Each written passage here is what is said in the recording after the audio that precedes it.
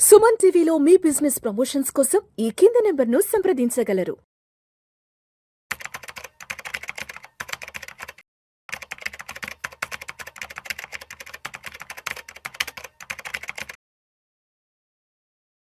నమస్తే మాధురెడ్డి గారు. నమస్తే అండి. మాధురెడ్డి గారు, సో నిన్న ఒక 2 days బ్యాక్ మోర్గన్ స్టాన్లీ వాళ్ళు బెంచ్ మార్క్ ఇండెక్స్కి సంబంధించి ఒక రిపోర్ట్ ఇవ్వడం జరిగింది.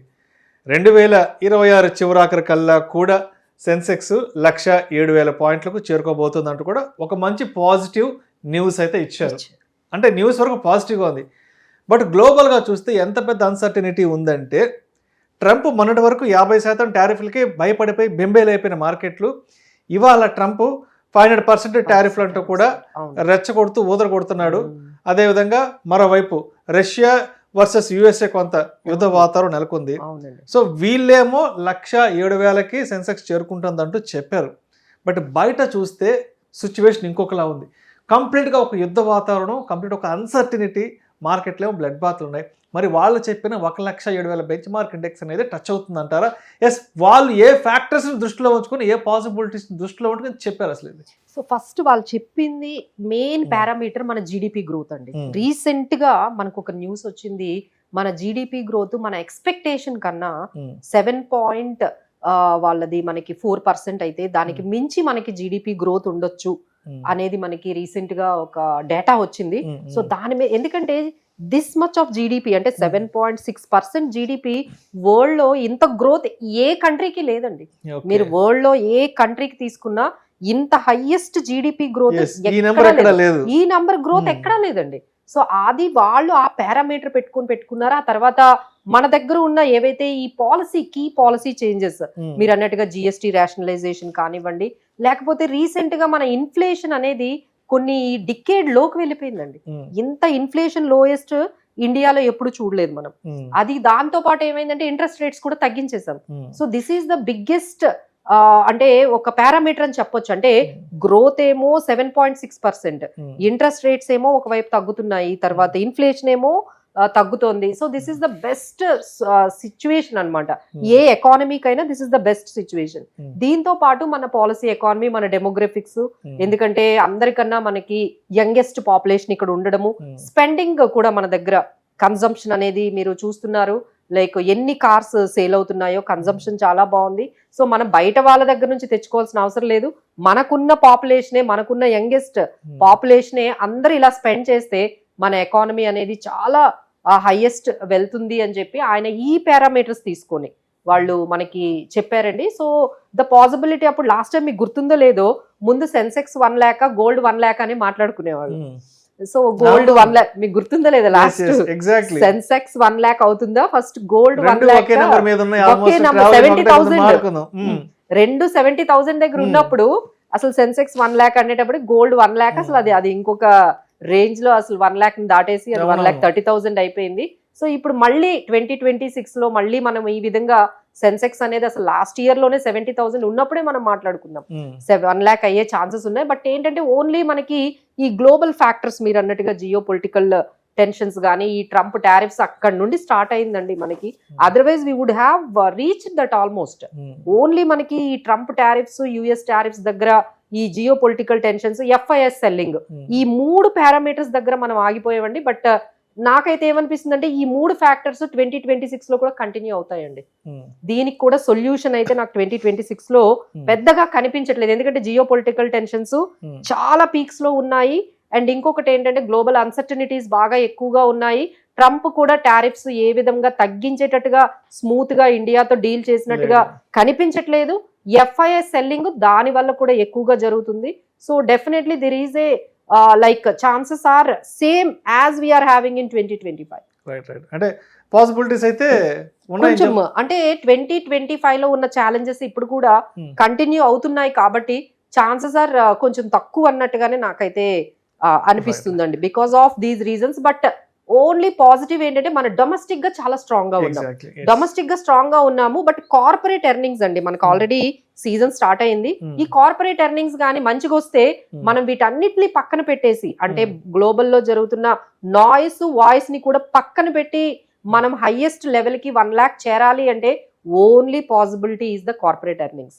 కార్పొరేట్ ఎర్నింగ్స్ కానీ మనకి బెటర్ గా వస్తే అసలు ఎవరు బీట్ చేయలేరండి. ఏ నెగిటివ్ న్యూస్ కూడా మనల్ని ఆపలేదు. So we have to wait and watch. Right. So Anil garu, so Morgan Stanley వాళ్ళు 1,07,000 సెన్సెక్స్ బెంచ్ మార్క్ అన్నారు.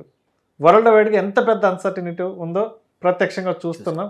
సో ట్రంప్ ఏ రోజు ఏం మాట్లాడతాడు, ఏ రోజు ఏ దేశం మీద అటాక్ చేస్తాడన్న డైలమాలో ప్రతి ఒక్క దేశం ఉంది కాబట్టి, మరి ఇప్పుడు మోర్గన్ స్టాన్లీ వాళ్ళు ఇచ్చిన ఈ పాజిటివ్ బెంచ్ మార్క్ ఇండెక్స్ అనేది మనం రీచ్ కాగలమా 2026లో? పాసిబిలిటీస్ ఉన్నాయి అసలు? సో ఫస్ట్ థింగ్ ఏంటంటే ఈ రిపోర్ట్ కొంచెం డీటెయిల్ తెలుసుకుందాం. ఫస్ట్ థింగ్ ఏంటంటే ఈ బేస్ కేసు ఈ 1,07,000 వరకు ఈ సెన్సెక్స్ రీచ్ అవ్వచ్చు అనేది ఏంటంటే 30% ప్రాబబిలిటీ, అంటే 30% మాత్రమే ప్రాబబిలిటీ ఉంది ఇది అవ్వడానికి.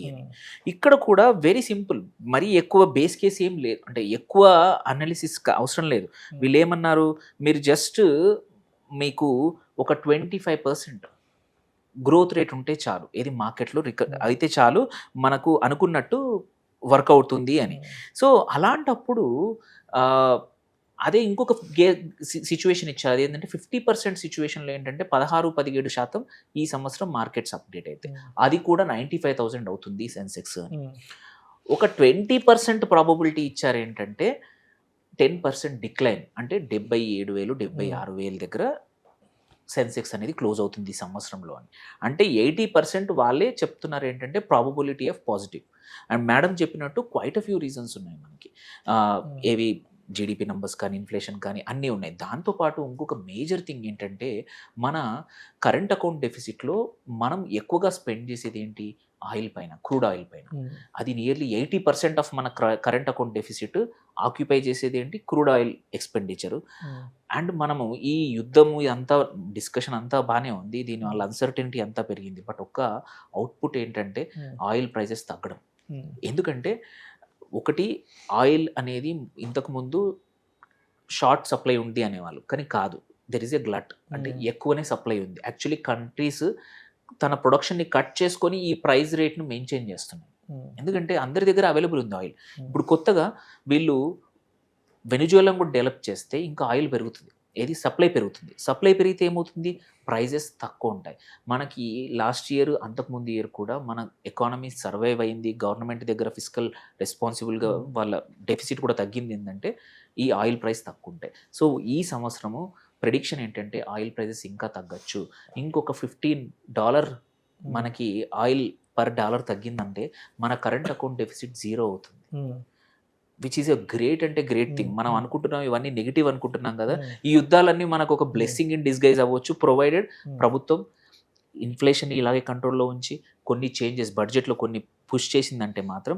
వీళ్ళన్న మోర్గన్ స్టాన్లీ అన్న 1,07,000 అనేది I see that is less. మనం ఇంకొక కేసు ఉండింది సేమ్ వేరే ఏజెన్సీ కూడా లాస్ట్ ఇయర్ సెప్టెంబర్ అక్టోబర్లో 1,07,000 కాదు 1,30,000కి వెళ్తుంది అంటున్నారు. So there is a 10% probability that we can hit even that one, provided ఈ ప్రైస్ ఆయిల్ ప్రైస్ లో ఉండడం ఇవన్నీ కూడా జరిగింది.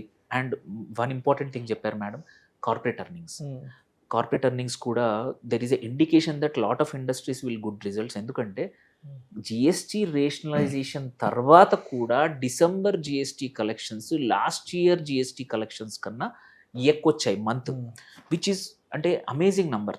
నువ్వు జిఎస్టీ తక్కువ చేసినా కూడా కలెక్షన్స్ పెరిగాయంటే corporate earnings are better, provided that is there. ఈ ఎస్టీటీ కూడా తగ్గించిందంటే మాత్రం ఇండియన్ మార్కెట్స్ని ప్రపంచంలో ఏం జరిగినా సరే మనం ఆపేది మాత్రం లేదు. There is a higher, I'm optimist, పక్కా మనం ఈ సంవత్సరం 1,00,000 ఏదో ఒక రోజు చూస్తాం సెన్సెక్స్ అనేది మాత్రం 50% ఛాన్స్ ఉంది, నాట్ 30% అకార్డింగ్ టు వాళ్ళు చెప్పింది. There is a higher chance that will hit 1,00,000 this year.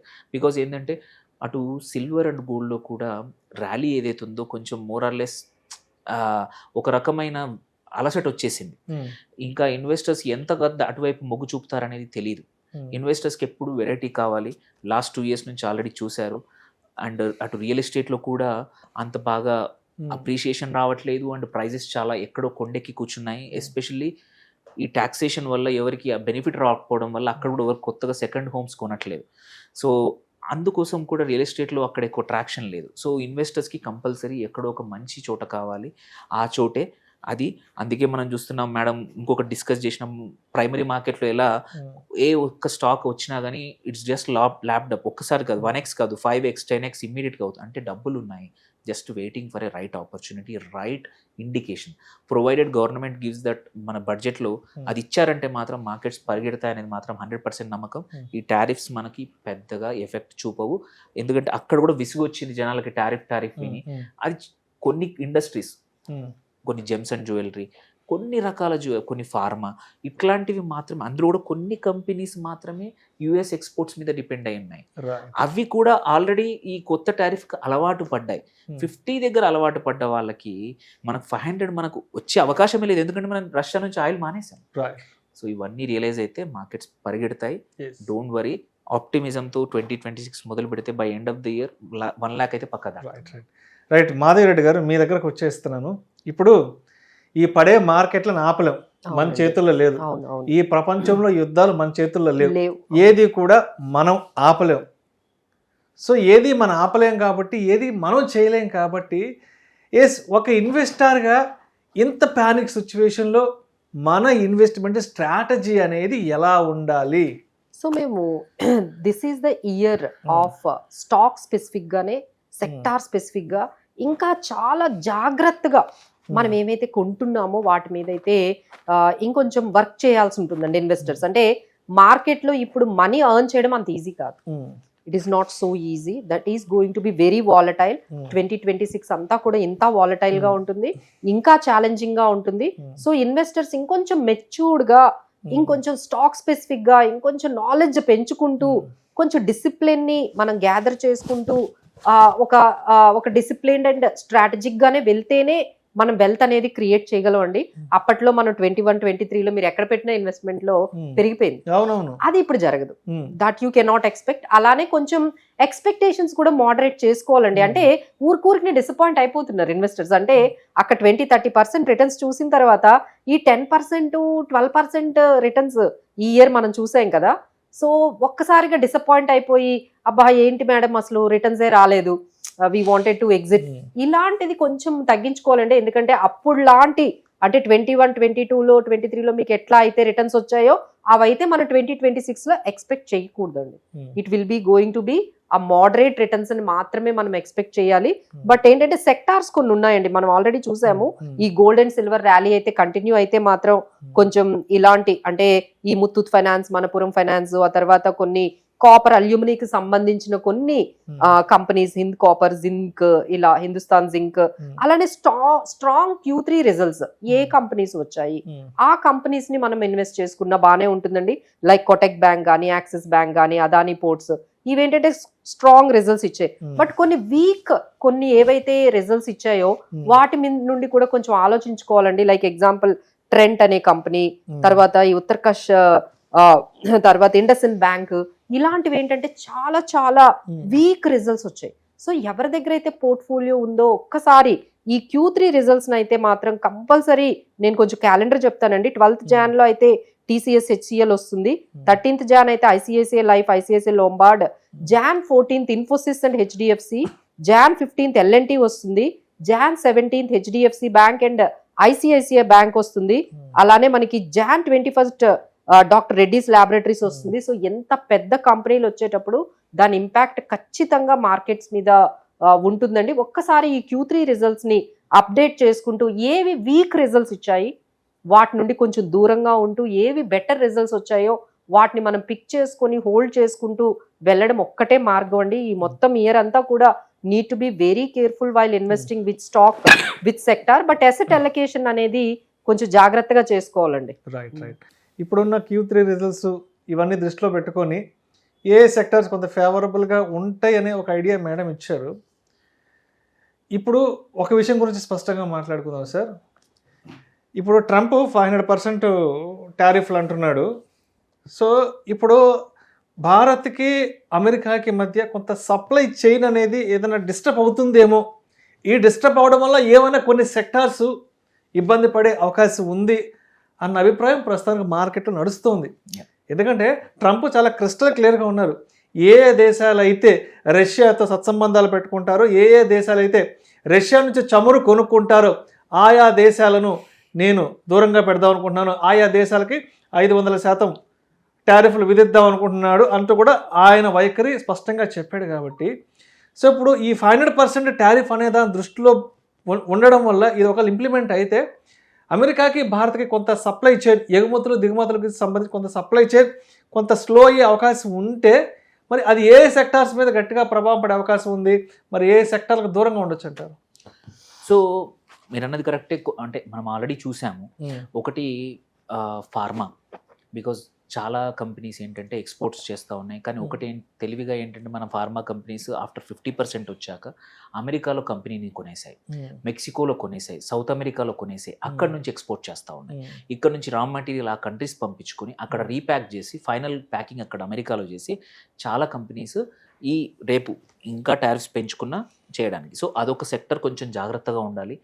అందులో కూడా అన్నీ కాదు, ఏంటంటే కొన్ని ఒక 8-9 కంపెనీస్ మాత్రమే ఈ అడిషనల్ టారిఫ్ ఏమైనా కిక్ ఇన్ అయ్యి, అది కూడా ఫార్మా మీద పడితే ఓకే. బట్ మేజర్గా సెక్టర్ అంటే ఒకటి జెమ్స్ అండ్ జ్యువెలరీస్, అది మాత్రం ఏంటంటే అమెరికా మనకి మేజర్ ఎక్స్పోర్ట్ డెస్టినేషన్. అవి కూడా కొన్ని ఏం చేశాయి, ఇండియా నుంచి యాంట్వర్ప్, బెల్జియంకి, యూరోప్కి కొన్ని ప్రాసెసెస్ ఫైనాన్స్ అక్కడికి షిఫ్ట్ చేసేసి అక్కడ నుంచి ఎక్స్పోర్ట్ చేస్తున్నారు. మనం ఏంటంటే అమెరికా అనుకుంటుంది మన ఇండియన్ ఎక్స్పోర్టర్స్ కానీ ఇండియాని తక్కువ అంచనా వేస్తూ ఉంది. మన ఎక్స్పోర్టర్స్ కూడా అంత కొద్ది మంది వెరీ స్మాల్ చిన్న ఎక్స్పోర్టర్స్కి ఇబ్బంది, కానీ medium size and large exporters ఏంటంటే ఆల్టర్నేట్స్ ఆల్రెడీ వాళ్ళు బ్యాకప్ ఆల్రెడీ 50% కాదు, వాళ్ళు ముందే తెలివైన వాళ్ళు 100-200 కోసం ఆల్రెడీ తయారయ్యారు. చాలా సెక్టర్స్ ఎక్స్పోర్ట్స్ ఓరియంటెడ్ యూఎస్కి, అది కూడా మనం ఫిషరీస్ మనం చూసుకున్నాం, ఫిషరీస్ అండ్ ప్రాన్స్ కానీ. సో ఇట్లాంటి కొన్ని సెక్టర్లో కొన్ని, మళ్ళీ ఇంకొకటి బాస్మతి అండ్ ఏదైతే మనం ఎక్స్పోర్ట్స్ ఎక్కువగా ఉంటాయి అంటే కొన్ని స్టాక్స్ ఉన్నాయి మన కేఆర్బిఎల్ లాంటి కొన్ని స్టాక్స్, వీటిని మాత్రం ఏంటంటే వొలటిలిటీ ఇంకా ఈ సంవత్సరం ఉంటుంది. దో ఎఫెక్ట్ అవ్వకపోయినా అయినా కానీ ఫుడ్ సెక్టర్లో క్వైట్ ఫ్యూ కంపెనీస్ మనవి ఎక్స్పోర్ట్స్ యూఎస్కి వెళ్తాయి. ఇట్లాంటి ఒక 5-6 ఇండస్ట్రీస్, ఇంకొకటి ఐరన్లో కూడా 1-2 కంపెనీస్ మాత్రమే ఎక్స్పోర్ట్స్ ఎక్స్క్లూజివ్గా, అండ్ ఇంకోటి సోలార్లో తీసుకుంటే మన వారి ఎనర్జీస్ వాళ్ళకు కూడా హ్యూజ్ ఎక్స్పోర్ట్స్ ఉన్నాయి సోలార్లో. ఇట్లాంటి ఒక 10-15 కంపెనీస్ మాత్రం దూరంగా ఉండాలి ఇన్వెస్టర్స్. ఎందుకంటే నంబర్స్ బాగున్నా ఈ టారిఫ్ ఇది ఒక టెన్నిస్ బాల్ లాగా అటు ఇటు వస్తుంది పోతుంది అనే అన్సర్టెనిటీ వల్ల మాటికి వొలటిలిటీ ఇట్లాంటి కొన్ని 10-12 స్టాక్స్కి దూరంగా ఉంటే చాలు. There are enough stocks which are totally immune, అంటే ఈ టారిఫ్స్కి ఇమ్యూన్ ఉంది. డొమెస్టిక్ వాటిని ఆర్ వేరే కంట్రీస్ వేరే చోట మార్కెట్స్ ఉన్న ప్రోడక్ట్స్ చాలా ఉన్నాయి, అటువైపు కాన్సన్ట్రేట్ చేసుకోవచ్చు. మన banking sector, financial sector totally immune, ఎటువంటి ఇబ్బంది లేదు. ఆర్ డొమెస్టిక్లో కన్జంప్షన్ ఎఫ్ఎంసీజీ ప్రోడక్ట్స్ ఉన్నాయి, ఆర్ ఆటో సెక్టార్ ఉంది. వాటికి కూడా 1-2 కంపెనీస్ మాత్రమే యూఎస్కి ఎక్స్పోర్ట్ చేస్తాయి. బట్ మోస్ట్ ఆఫ్ ద మన ఆటో ఎక్స్పోర్ట్స్ అన్ని సౌత్ అమెరికాకి, ఆఫ్రికాకి, ఈవెన్ ఏషియాలో వేరే ప్లేస్కి వెళ్తున్నాయి. So huge set of stocks sectors ఉన్నాయి, వాటి మీద ఫోకస్ చేయాలి. అండ్ వన్ ఇంపార్టెంట్ థింగ్ ఏంటంటే లాస్ట్ ఇయర్ నేర్చుకుంది సెక్టర్ రొటేషన్. ఏ సెక్టర్ కూడా 3 నెలల కన్నా ఎక్కువగా ఫేవర్గా ఉండలేదు ఇన్వెస్టర్స్ దగ్గర, మార్కెట్ దగ్గర. ప్రతి 3 నెలలకు ఒకసారి కొత్త సెక్టర్ పైకి వస్తూ ఉంది. సో ఇన్వెస్టర్స్ కూడా ఏంటంటే కొంచెం డైనమిక్గా ఉండాలి. యాసెట్ అలొకేషన్ కానీ, ఎవరైతే డైరెక్ట్ ఈక్విటీలో చేసే వాళ్ళు ఉంటారో ఏ స్టాక్స్కి ఎమోషనల్గా కనెక్షన్ పెట్టుకోకండి. మీ పోర్ట్ఫోలియో కొంచెం డైవర్సిఫై చేసుకొని సెక్టర్ రొటేషన్కి రెడీగా ఉండండి. Much more active. మేడం చెప్పినట్టు ఈ సంవత్సరం ఇన్వెస్టర్స్ యొక్క టైము, రీసెర్చ్ ఆర్ మీ ఫైనాన్షియల్ అడ్వైజర్ మోర్ యాక్టివ్గా ఉండాల్సిన ఇయర్ ఈ 2026. మీ సొంతగా మేజర్ అడ్వెంచర్స్ చేయొద్దు. ఎందుకంటే వొలటిలిటీ ఇలా ఉన్నప్పుడు మనము ఓవర్ నైటే పెద్ద చేంజెస్ చూస్తున్నాం. ఒక స్టాక్ 20% పడిపోతుంది, 10% పడిపోతుంది. యాసెట్ సిల్వర్ ఒకరోజు పెరిగిపోతుంది 10% విచ్ ఆర్ అన్యూజువల్. మీరు ఒక 3-4 ఇయర్స్ బ్యాక్ చూసుకుంటే ఇంత వొలటిలిటీ ఎప్పుడు ఉండేది కాదు. వొలటిలిటీ పెరిగింది ఏది కొన్ని సెక్టర్లో స్టాక్స్లో. సో అందుకోసం ఈ సంవత్సరం మచ్ మోర్ యాక్టివ్ ఉండాలి. కాషియస్గా ఇన్వెస్ట్ చేసుకోండి మీ డబ్బుల్ని. అండ్ అడ్వెంచర్ మాత్రం చేయకూడదు. ఎందుకంటే ఇంకొకటి madam, one important thing I want to say ఇన్వెస్టర్స్కి 2026లో ఇంతకుముందు 4 సంవత్సరాలు 21, 22, 23, 24 చాలా బాగుంది. 25 బాగలేదు. 25లో ఎక్స్పెక్టేషన్ కన్నా తక్కువ వచ్చాయి. ఇప్పుడు ఏంటంటే ఇది కాదు, మళ్ళీ గ్యాంబ్లింగ్ అంటే మోర్ అడ్వెంచర్ కోసము క్రిప్టో సైడ్ వెళ్ళాలని చాలామంది ఆలోచిస్తారు. ఎందుకంటే అక్కడ మచ్ మోర్ వొలటిలిటీ ఉంది. మొన్నటిదాకా దసరా అప్పుడు పీక్ నుంచి ఇమ్మీడియట్ గా 70-80 వేలకు పడిపోయింది, 1,18,000 బిట్ కాయిన్. మళ్ళీ ఇప్పుడు 94-95కి వచ్చింది. So there is a interest ఎక్కువగా ఉంది నాకు తెలిసి. బట్ ఆ టెంప్టేషన్కి అవ్వకండి, డబ్బులు ఈ సంవత్సరం కాపాడుకుని ప్రాపర్గా సేవ్ చేసుకుంటే స్టిల్ వీ కెన్ మేక్ 15-16% ఈజీగా రిటర్న్స్ వస్తాయి. నెక్స్ట్ ఇయర్కి రెడీగా ఉంటే వండర్ఫుల్ రిటర్న్స్ వస్తాయి. Right sir. Thank you sir, thank you so much Anil garu, thank you so much Madhava Reddy garu. Thank you. Morgan Stanley వాళ్ళు ఇచ్చినటువంటి బెంచ్ మార్క్ ఇండెక్స్ అనేది, సెన్సెక్స్ అనేది 107,000కి చేరుకోవడానికి ఎటువంటి అనుకూల పరిస్థితులు ఉన్నాయి, అదేవిధంగా ఎటువంటి ప్రతికూల పరిస్థితులు ఉన్నాయి, ఇది పాసిబిలిటీ అవుతుందా కాదా అన్నదానికి సంబంధించిన కంప్లీట్ అనాలిసిస్ ఇవ్వగలిగారు. థ్యాంక్ యూ సో మచ్ అండి.